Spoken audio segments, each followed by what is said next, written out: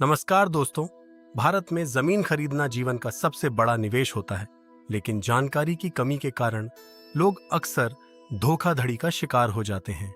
आज हम 3 मिनट में समझेंगे भूमि के प्रकार, जरूरी शब्दावली, प्रमुख कानून, खरीद प्रक्रिया और विवाद समाधान। भारत में जमीन दो मुख्य श्रेणियों में बंटी होती है, कृषि भूमि और गैर कृषि भूमि। कृषि भूमि केवल खेती के लिए है। घर बनाने के लिए इसे नॉन एग्रीकल्चरल यानी एनए में बदलना पड़ता है।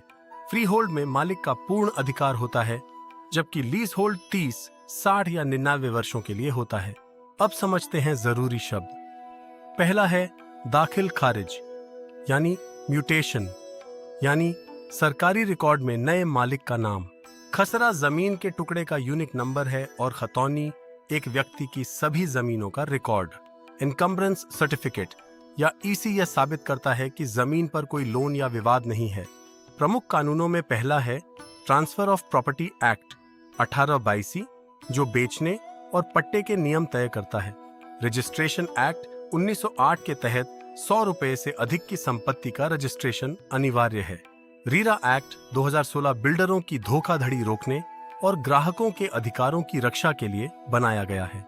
जमीन खरीदने की प्रक्रिया का पहला कदम है टाइटल सर्च।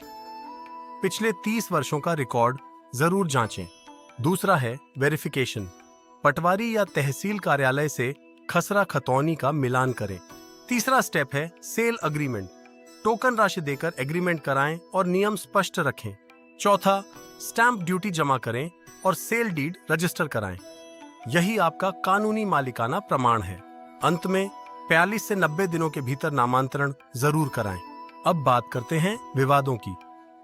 राजस्व विवाद जैसे बंटवारा तहसीलदार या एसडीएम कोर्ट में जाते हैं, जबकि मालिकाना हक या फर्जी रजिस्ट्री जैसे दीवानी विवादों की सुनवाई सिविल कोर्ट में होती है।